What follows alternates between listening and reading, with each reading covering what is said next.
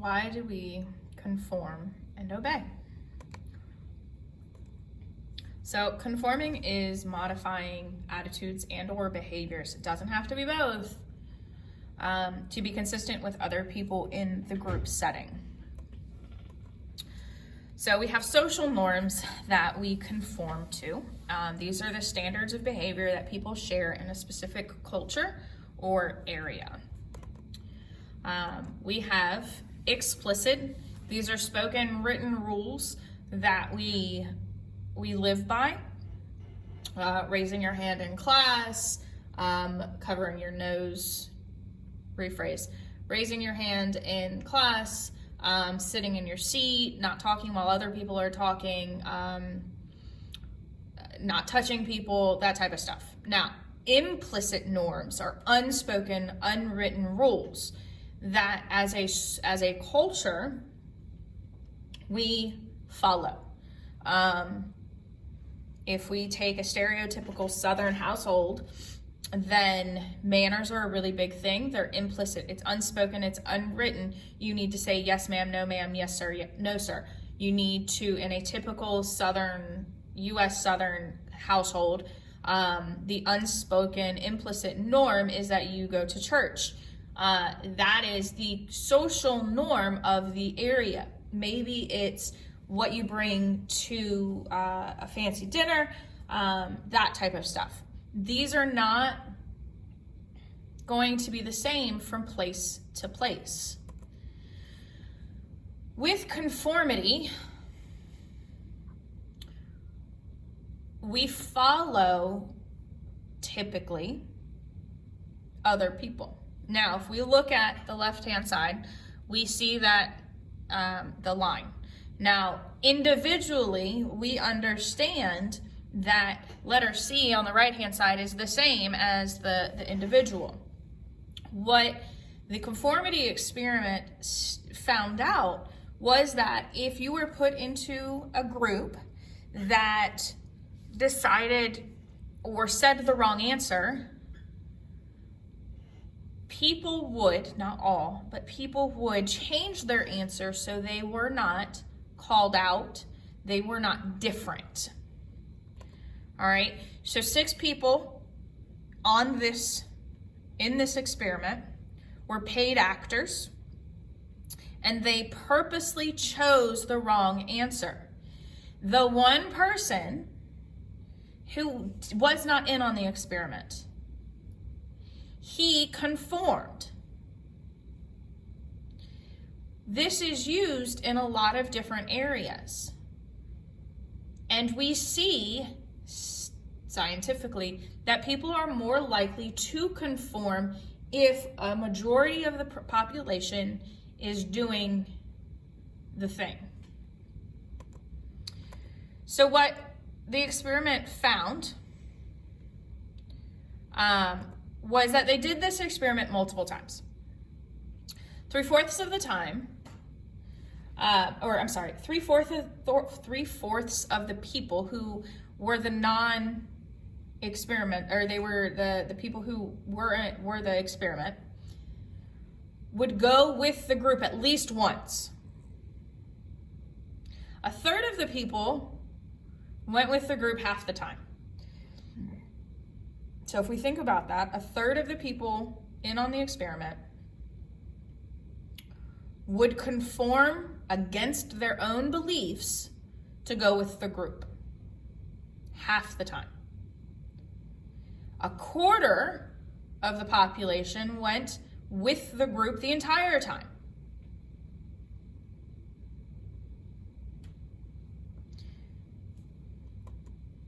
So why do people conform? Well, cultural influences.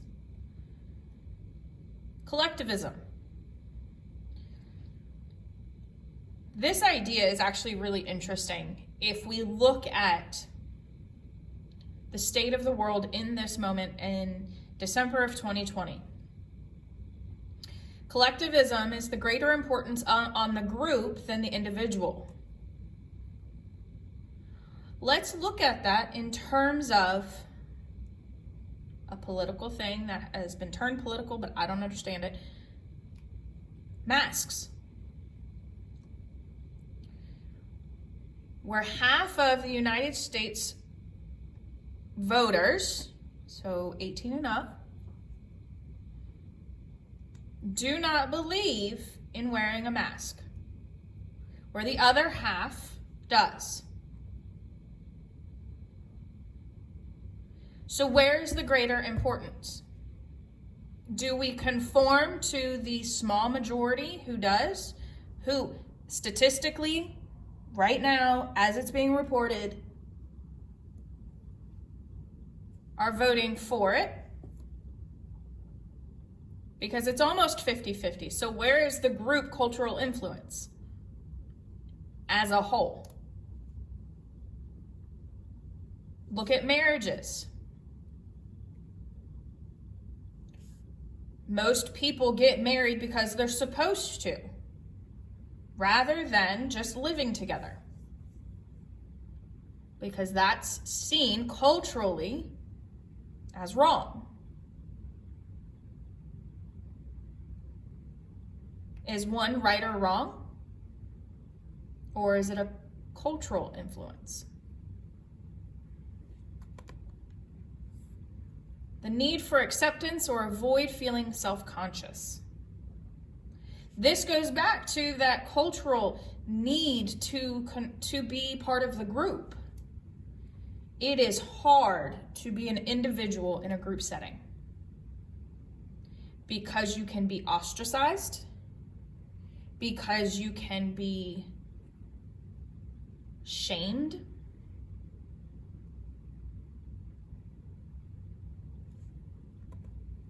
Obedience. If you have an authority figure that you follow telling you to comply,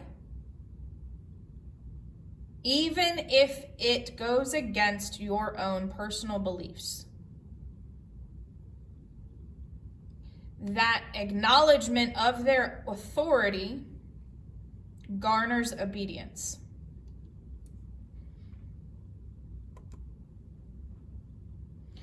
And this is shown in Milgram's experiment, where a volunteer is brought in and is paid to follow orders. The orders are, you are asking another participant questions. If the person answering the questions answers incorrectly, wrong, you are to give them a shock.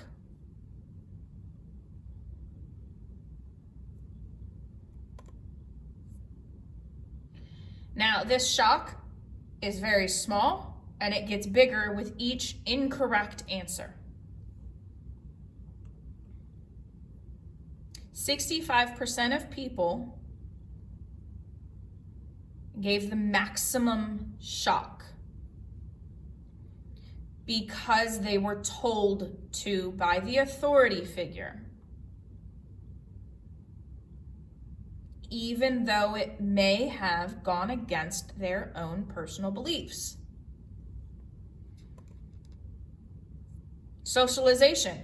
We have been socialized to obey, almost without question, authority figures from childhood. This goes over most cultures. If you are brought up respecting authority, education, people above you, whatever version you want to put on there,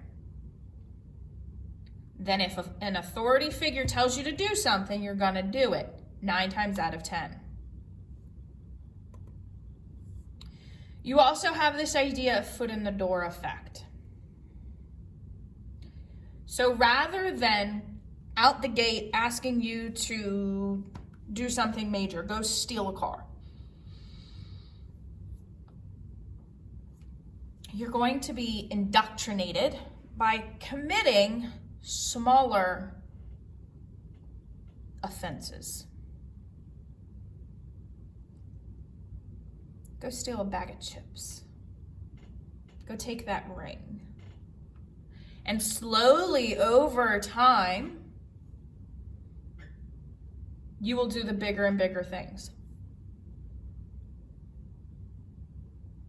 Because you've already done it once. What's the matter? The size of the thing that you're taking, according to this effect.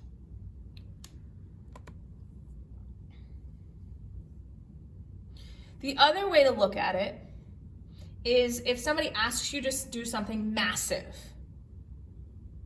and you say no, you're more likely to say yes to something small later on.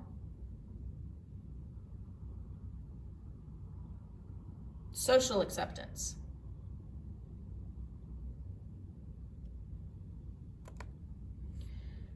These two things cause confusion within yourself about your beliefs, especially when major things around you are happening. This is really important to think about when there are social upheavals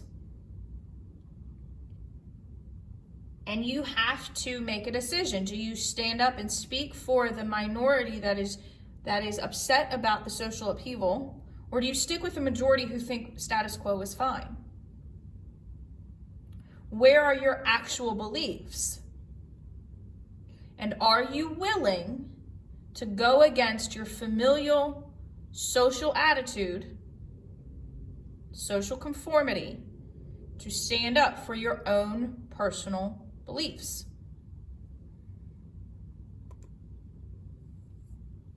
You are more willing to conform to negative things if there is a buffer.